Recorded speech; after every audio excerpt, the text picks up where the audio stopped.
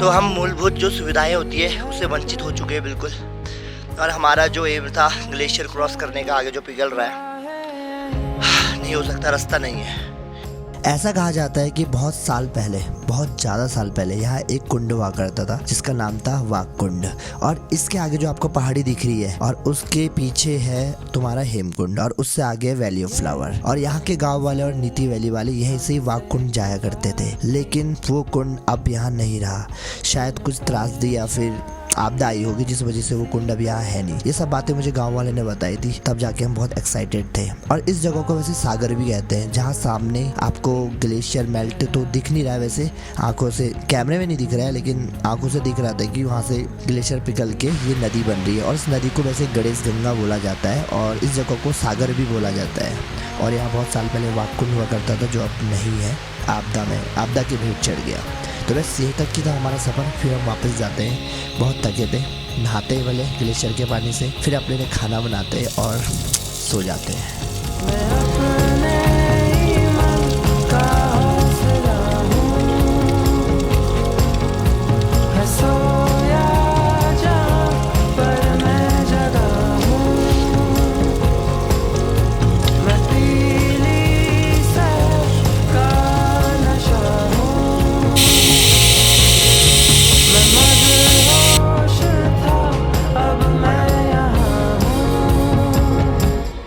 बड़ा सही दिख रहा है यार।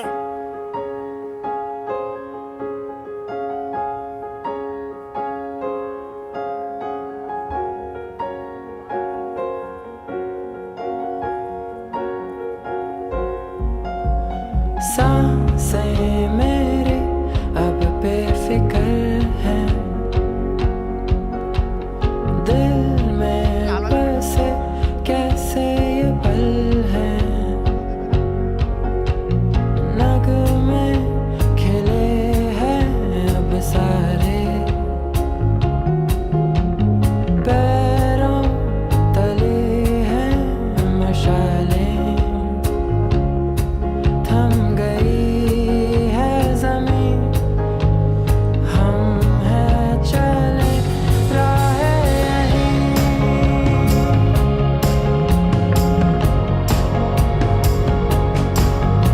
मैं अपने ही मन का हौसला हूँ, है सो